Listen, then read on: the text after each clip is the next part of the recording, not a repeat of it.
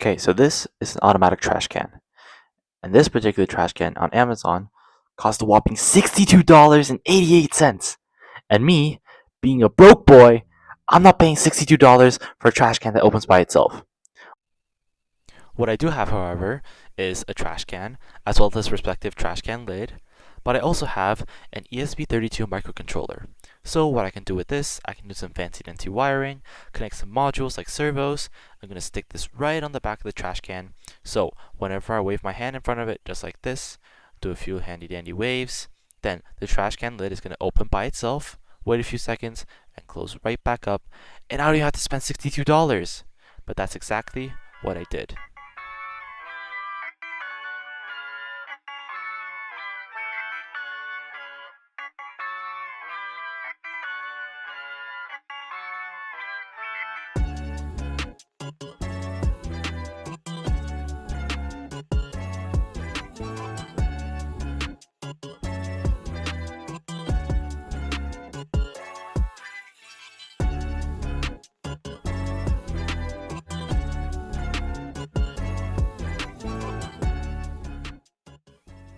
So in one of the clips, you can actually see that I waved my hand in front of the sensors, but the lid didn't open. Now this is one of the limitations of the PIR sensor, the infrared sensor shown right here. So you can see this delay, and you can actually turn that, and even though I put it to the smallest setting, there is still a 2 to 3 second delay. So if I try to wave my hand within that delay time, it's actually not going to read it, and the lid isn't going to open up. You can solve this by just not using it and only using the ultrasonic sensor. So we're going to take a quick front view here. You can see the two sensors there. I'm going to open it up. Now the ultrasonic sensor is going to detect if your hand is closer than 10 centimeters, and the PIR sensor is going to detect if motion is occurring. That's how I was going to open up the lid. So taking a quick look at the back here, you can see the ESP32, the wiring, and everything has been hot glued onto the back of the lid. Now when we take a closer look, you can see that there's the two metal servos that are used to control the lid movement, two capacitors, and an LED. So the LED is actually used to keep the power bank on, which is how I'm powering the ESP32.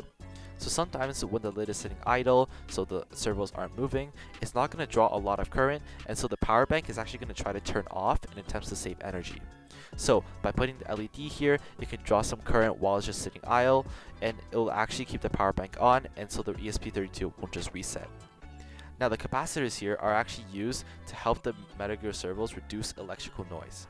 So if I were to connect these directly to the ESP32, sometimes when they move, they can draw a lot of current, and that can cause the ESP32 to brown out or to reset.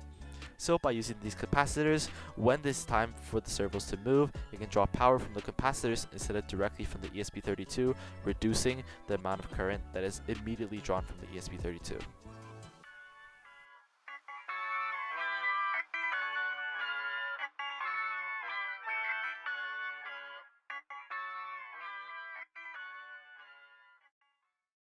Alright, so we're taking a quick look at the code here. So with ESP32s, you can code them with MicroPython or with the Arduino IDE. I decided to use Arduino because that's what I was familiar with. So you can see we include the ESP32 servo library. You can't use the Arduino one because they have different structures. So if you're using ESPs, you have to use this one. Now we're going to define the trigger pin and the echo pin for the ultrasonic sensor. I use 33 and 25. And we're also going to define a constant for the speed of sound here, which you use for distance calculations.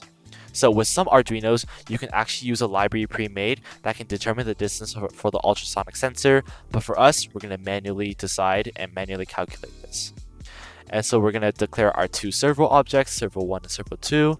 We're going to have a boolean called on, which we determine if the lid is open, a long called duration, which we use for distance calculation, and a float variable called dist, which we use to store the distance, which we later calculate. So we're going to begin the serial port at 115200 baud rate.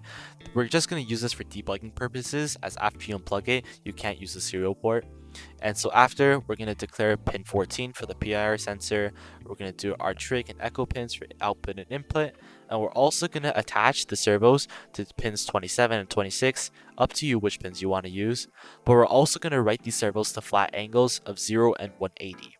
So it really depends on how you decide to glue your servos, but for me, these angles worked because I placed them opposite of each other. And so after all of this, what we're going to do a delay of 4 seconds to help fully initialize and set up everything. So we're going to move on to the loop for it to continuously run. So we're first going to determine the distance with the ultrasonic sensor. So we're going to write the trigger pin low. Then we're going to delay just a tiny little bit. Then we're going to write it high to send a pulse out, delay it, and then we're going to write it low to close that pulse. And so what's going to happen is duration is going to measure that pulse in, the amount of time. And then so to calculate a distance, we're going to do the duration times the speed of sound divided by 2. So this will be in centimeters. If you want them in inches, you're going to have to convert it to a different constant when you do the calculations. Now we're going to read the PIR sensor. If it's a 1, that means the motion is detected. And if the distance is smaller than 10 centimeters, that means the hand is close enough. So what we're going to do, that's for debugging purposes. We're going to say the lid is on. Then I'm going to write the servos in small increments of angles with a small delay between them just to make them a little bit smoother. So these angles will be actually opposite each other because I've glued the servos differently. And after all that, we're going to delay for 5 seconds to keep the lid open. So for our second case, if the lid is open and there is no motion detected from the PIR sensor, what we're going to do is we're going to close the lid. So we have a for loop here. We're going to write the reverse. So instead of opening it up, we're going to close it. And then we're going to say the lid is closed. Now the last else statement, we're just going to keep the lid closed. So servo 1 write 0 and 180. Lid is closed. And we finally have some debugging stuff for the serial port here. And we're going to read it every 250 milliseconds. So that's it for this project. Hopefully in the future I'll make more videos, and thank you for watching, and I'll see you in the next one.